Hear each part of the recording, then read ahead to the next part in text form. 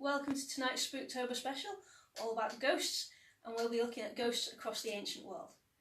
So, ghosts are ubiquitous across the ancient world. They seem to have existed in our lives for as long as we've existed, really. There has always been a human theory of an afterlife, and where there's an afterlife, there are ghosts.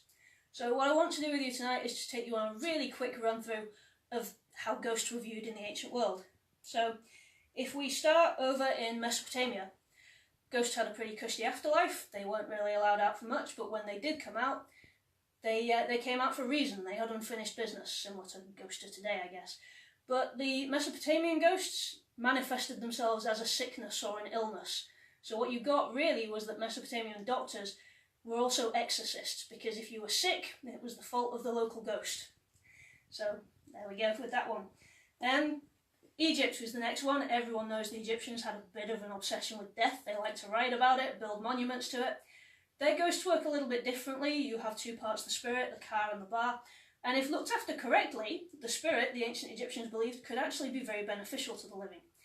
The difference was when you got a ghost, it was usually someone who'd gone to the afterlife, discovered something and come back again. For example, there's a brilliant story about a widower who was haunted incessantly by his wife after she died because she went to the afterlife and learned all of his dirty little secrets and came back to harass him until he fixed them all.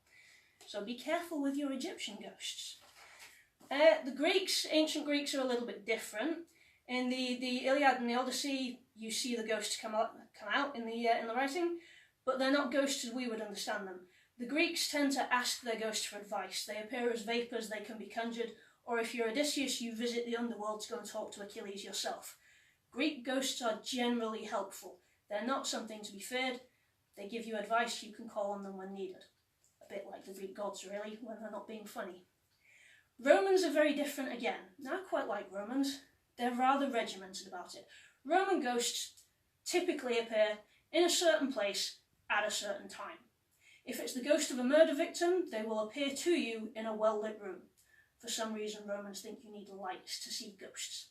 If, however, it's a friend, they will not appear to you, but they will appear in a dream, which leads you to wonder whether Romans are believing in ghosts or just having strange dreams.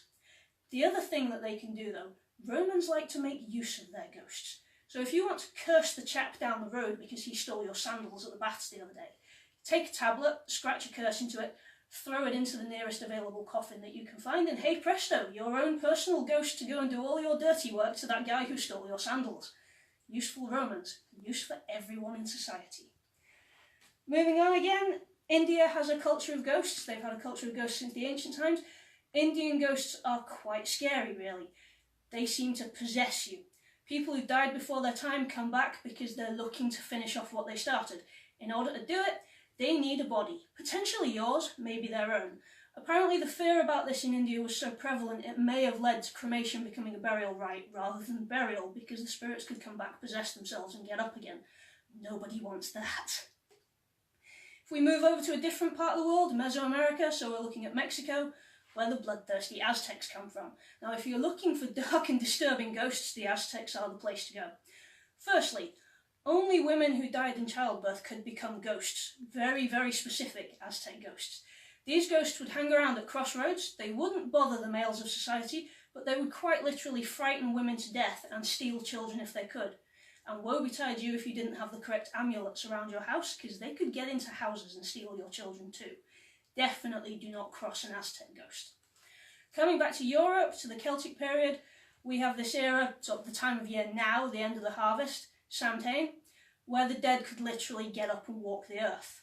All well and good if you were friendly with the people who died, but if you didn't want them to know who you were, you wore a mask. It's part of the origins of our Halloween. There's more to it than that, but essentially you don't want to be haunted by Uncle Fred down the road, you wear a mask, he's not going to see you.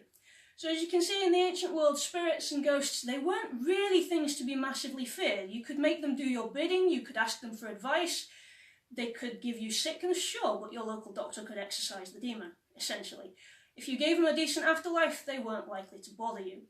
What we see in the modern world is that ghosts come to be something quite terrifying, and this comes with the rise of Christianity, where ghosts come to be associated with demons and devils.